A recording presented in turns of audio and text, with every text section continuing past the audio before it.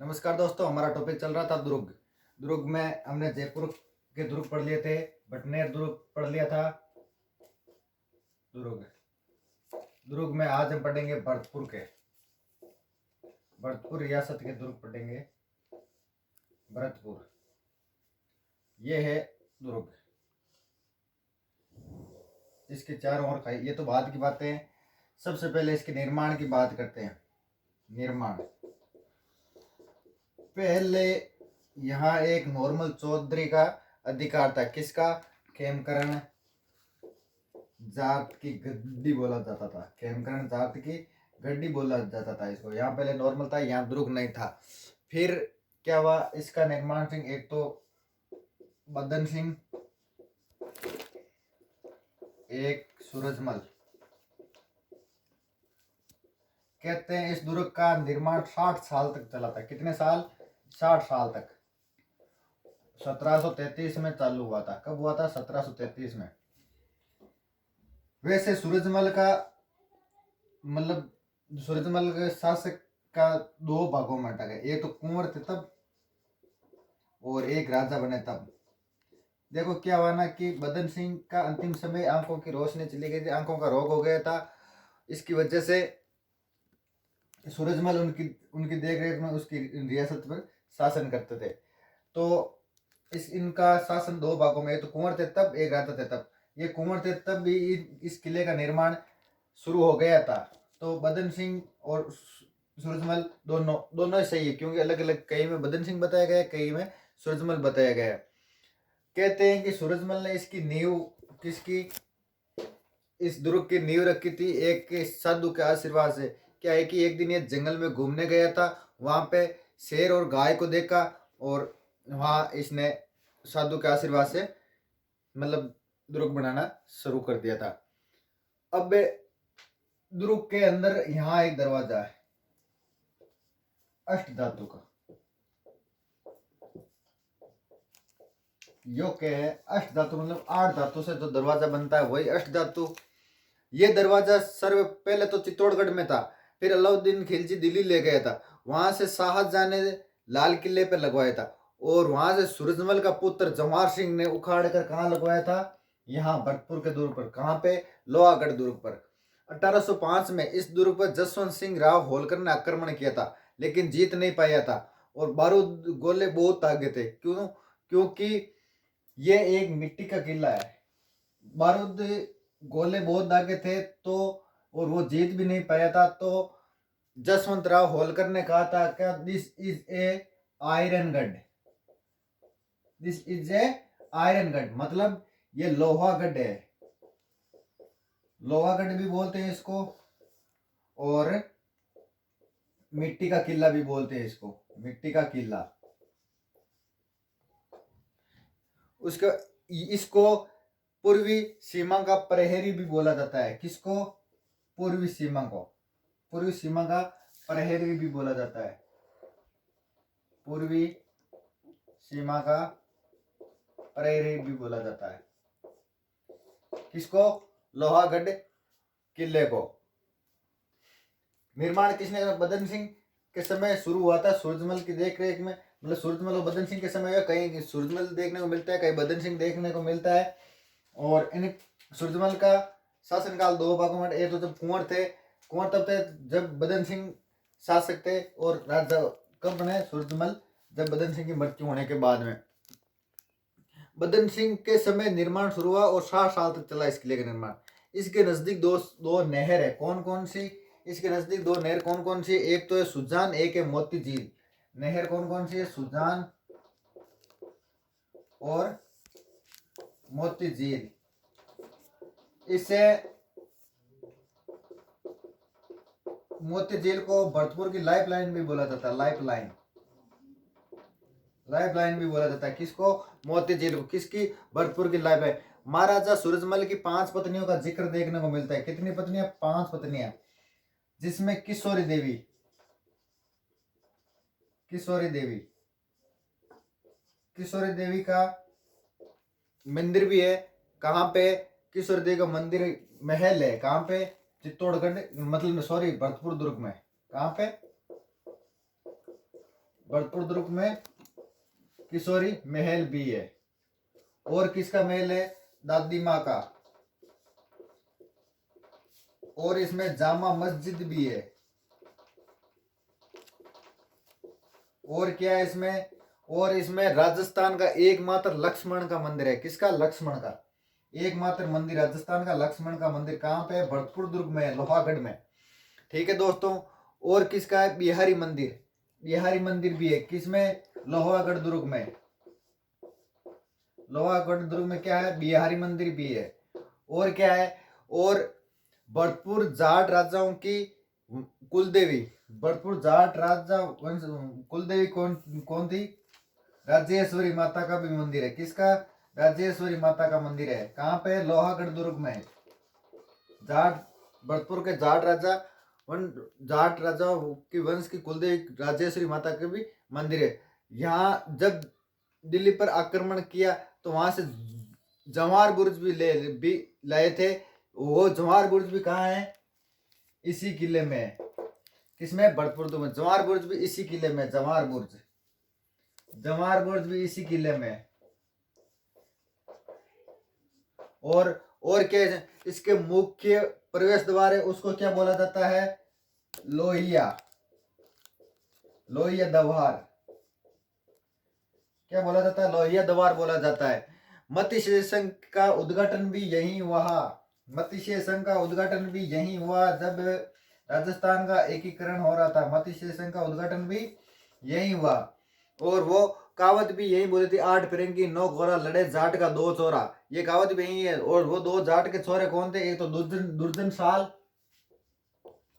साल एक, और एक माधव सिंह। वो कहावत भी यही है। ठीक है। इसके बाद वो कहावत है यही है, कौन सी? 8 फिरंगी 9 गोरा लड़े जाट का 2 छोरा। एक बार रिपीट करो, फिर से देख लेना। ये जो खाई है ये 250 फुट लंबी है और 20 फुट गहरी है। कितनी? 20 फुट गहरी है। और जो इनसे खुदाई में रेत निकली थी वही किले के नीचे दी गई थी और किला और ऊंचाई पर हो गया था। देखो, पहले यहाँ कौन था? खेमकरण जाट की गड्डी थी यहाँ पे। ठीक है। फिर निर्माण बदन सिंह और सूरजमल ने करवाया था। 60 साल तक इसका निर्माण चला था। इसमें क्या क्या है? इसके पास 2 नहर है। कौन सी? सुजान और मोती झील। मोती झील भरतपुर की लाइफ लाइन है। मंदिर किसका है? दादी माँ का मंदिर है। जामा मस्जिद है। राजस्थान का एकमात्र मंदिर लक्ष्मण जी का मंदिर है। इसमें किशोरी महल है। और इसके लोहे का दरवाजा है जो जसवंत सिंह उखाड़ के लेकर आया था। और क्या है इसमें? पूर्वी सीमा का प्रहरी है। दुर्जन साल और माधव सिंह ने वो नारा दिया था। ठीक है। इसके बाद हम पढ़ेंगे बयाना का दुर्ग।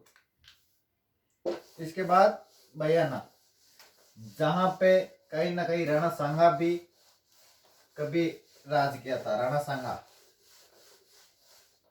बयाना दुर्ग। बयाना कहाँ है? भरतपुर। बयाना दुर्ग। बयाना कहाँ है? भरतपुर। और पढ़ क्या रहे हैं? भरतपुर के दुर्ग पढ़ रहे हैं। भरतपुर राणा सांगा का अधिकार रहा है। ये कौन सी पहाड़ी पे? दमा या महानी पहाड़ी भी बोला जाता है। महानी पहाड़ी पर है ये। ठीक है दोस्तों, महानी पहाड़ी पर। निर्माण कब करवाया था? यादवों ने करवाया था। यादवों ने कब करवाया था?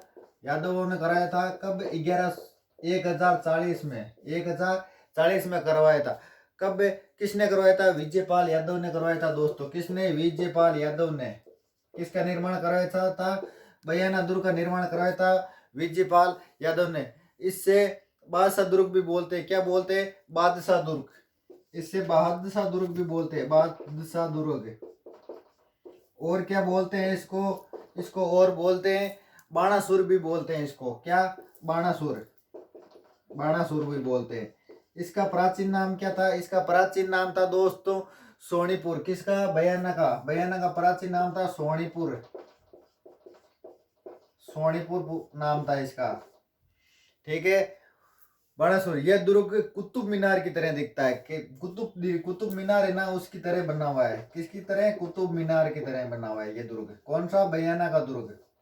ठीक है, इनके बारे में छोटी छोटी चीजें, ज्यादा डिटेल में नहीं जाना है। ज्यादा पूछेगा तो यही चीजें पूछेगा, पूछते तो नहीं लेकिन कभी बार गलती से क्वेश्चन आ जाता है। उसके बाद हम पढ़ेंगे डी के महल। डी के महल वैसे तो जयपुर में भी है लेकिन भरतपुर के फेमस है। कभी जन्माष्टमी में पर जन्माष्टमी के पर्व पर जाओ तो देखना, वहां पे मेला पड़ता है। डी के महल, डी के महल कहाँ है? भरतपुर में भी है। वैसे जयपुर में भी है लेकिन भरतपुर के फेमस है। डी के जल महल, डी के जल महल। ठीक है, डी के जल महल किसने बनवाए थे? बदन सिंह ने बनवाए थे। बदन सिंह, बदन सिंह ने बनवाए थे। डी के जल महल किसने बनवाए थे दोस्तों? बदन सिंह ने बनवाए थे। डी की जहांगीर बदन सिंह ने सवाई जय सिंह होती थी।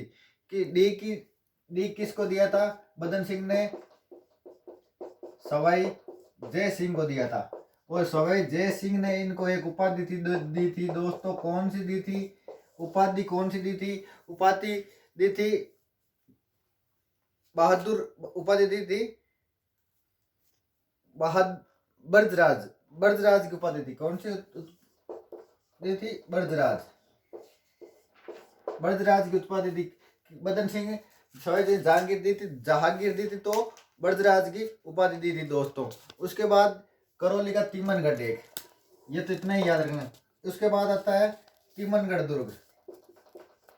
तीमनगढ़ दुर्ग कहाँ है? करौली। करौली में क्या? तीमनगढ़ दुर्ग। इतना याद रख लेना। निर्माण किसने कराया? त्रिभुवनपाल ने। निर्माण किसने कराया?